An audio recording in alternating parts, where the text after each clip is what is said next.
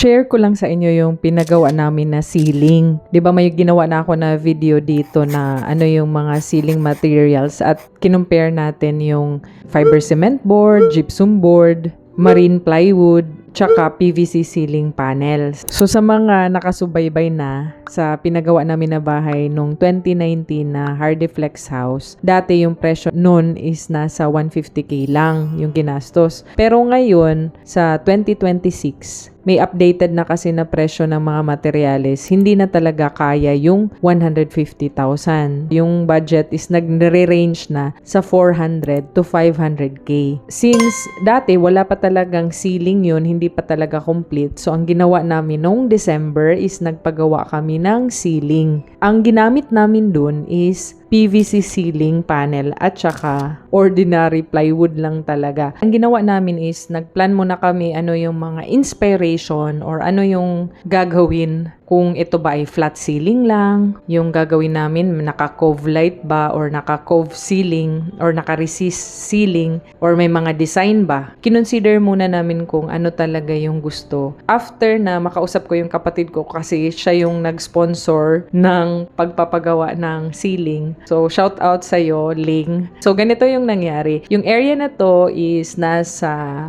pinaka-entrance, dito sa pinaka-dining na din mismo. Pagpasok sa bahay, may door and then diretso na agad sa living/dining na din namin yon. So, ang ginawa doon is nilagyan namin ng ceiling na kung saan yung kanyang size is nasa 4.25 meters by 3.7. So, para maganda tignan, yung lapad nung para sa cove is nasa, or yung pinaka-recess na panel, yung nakababa dito sa gilid, yung nasa gilid-gilid, is nasa 0.4 meters lang, 400 mm. Yung iba naman, kapag malalaki talaga na area, pwedeng palaparan niya na 0.6 meters para hindi siya pangit tignan. Pero ito naman, since maliit na area at gusto namin may arte lang talaga, so 0.4 yung kanyang lapad. Tapos ang binaba niya sa pinakataas, ang PVC ceiling kasi nasa taas, di ba? So ang binaba niya yan is 0.15 meters. So since yung pinakahaba ng isang PVC ceiling panel na nabili namin is nasa 2.95 meters, saktong-sakto talaga yung nagiging size kasi sa gilid-gilid 'di ba is 0.4 meters, tas 0.4 meters. So ano na lang matitira? So may matitirang 2.9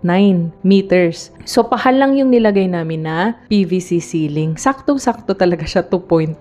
Diyan naman sa gilid niya is ang ginamit namin is ordinary plywood. Hindi na kami gumamit ng gypsum or fiber cement board. Parang inisip na lang namin yung saan mas makakatipid. And then, pininturahan. Ganito yung naging result niya. Actually, sa gitna niyan, meron pa yung ilalagay na ceiling fan na may ilaw pero yung presyo kasi nung kinanvas namin is nasa 7,000 kaya next na lang muna. Yung ganon. So, ngayon is maganda na siya tignan. Meron na siyang ceiling. Magkano yung ginastos dito? Since yung paggawa kasi nito, paglatag nito, and then yung paglagay pa nito ng electrical, so gumastos din to ng around 30,000. Pero yung 30,000 na yan, may part pa ng bahay na nalagyan ng ceiling dun naman sa kusina. Pero flat lang dun. So kasama na dun yung labor, materials. Yung PVC ceiling panel is nasa 200 plus lang, 285 to 95. Basta may mga presyo, depende sa anong klase or anong design yung pipiliin mo. May mas mahal, may 300 plus. So mamili ka na lang. Ilang piraso yung nagamit nun. Bali yung pag-compute naman yan sa area is, meron akong ginawa na video kung paano mag-compute ng area. Pero for reference is, kailangan nyo lang malaman yung pinakalapad ng PVC ceiling. Kasi kung ang area ng paglalagyan mo is 4.25 meters, pero binawasan mo ng tig 0.4.4, so ang matitira is 3.45. So ang gagawin mo, 4.25 minus 0.4 minus 0.4 din sa gilid. So ang matitira na paglalagyan mo ng PVC ceiling panel is nasa 3.45. And then, yung 3.45 is i-divide mo sa lapad ng PVC ceiling panel kasi pahalang. 3.45 divided by 0.25 kung anong lapad. Baka yung mabili mo hindi naman 0.25, baka 0.20, baka 0.15, di ba? So, tignan mo din kung ano yung mabibili mo na PVC ceiling panel. 3.45 divided by 0.25 is 13.8. So, bumili kami ng 14 peraso nun. So, ganun lang siya. So, kapag nagawa na yung pinaka-framing, ready na at maglalatag na lang, syempre kukuha ka talaga ng electrician para malagay yung ano yung gusto mong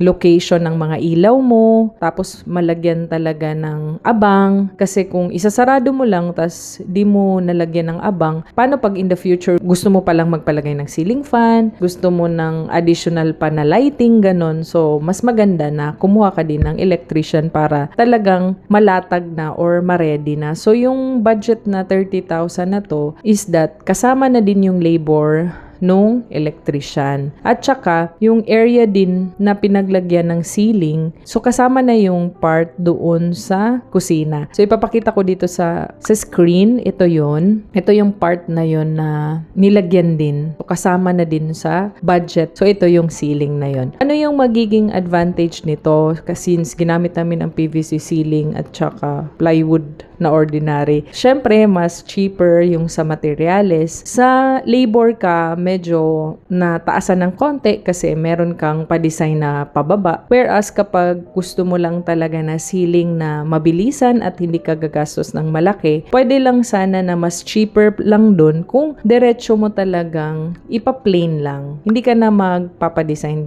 ganun. Tapos hindi ka na maglalagay ng ilaw, for example. Mababawasan yung gastos mo dun. Pero since gusto namin na medyo maganda din siya tignan, ito na yung kinalabasan ng bagong ceiling sa Hardiflex house. So, yung presyo, di ba, pwede natin madagdag doon sa 400 to 500k. So, pasok pa siya doon. Yung kapag magpapagawa ka nito, tapos kukumpletohin mo talaga at lalagyan mo din ng ceiling. Yung sa amin kasi kaya nakatipid talaga kami nun na hindi siya umabot ng mas malaki or hindi siya umabot ng more than 150k nung time na yon. Kasi hindi pa talaga siya totally complete. So, yung mga nakikita nyo sa video, di ba, ito, yung mga wiring na yan, sa loob naman yan ng kwarto kapag nalagyan na naman ng ceiling. Baka kasi nakita nyo, ba't may mga nakabitin pa dyan na mga wire? So, dyan naman is ililipat doon sa kwarto kapag magdadagdag na naman ulit or magpapasiling. Baka this month or next month is ipapakompleto na yung pagsisiling sa buong bahay. So, yung area lang na pinaglagyan is dito lang sa part na to sa pinaka pagpasok at saka sa kusina. So, konting-konti na lang ang isisiling sa mga kwarto na lang. Shinare ko lang sa inyo yung ginamit namin na materyales at sa mga hindi pa nakakapanood dun sa other ceiling materials na ginawan ko na ng comparisons, pwede nyo na lang pong balikan. Yung sa 30,000 na yun is kasama na din yung pagpipintura sa loob ng buong bahay. Kaya parang masasabi mo na bakit parang ang mahal? Kasi sinama na din yung pagpipintura nun sa loob ng buong bahay. Hindi lang dun sa ceiling na ginawa. Kapag pinaganda mo na yung sa ceiling, parang pagtingin mo sa baba, uy, ba't parang madumi to tignan? Naiisipan mo talaga na, pinturahan ko na din to yung area na to. Yung 30,000 na yon is kasama na dun yung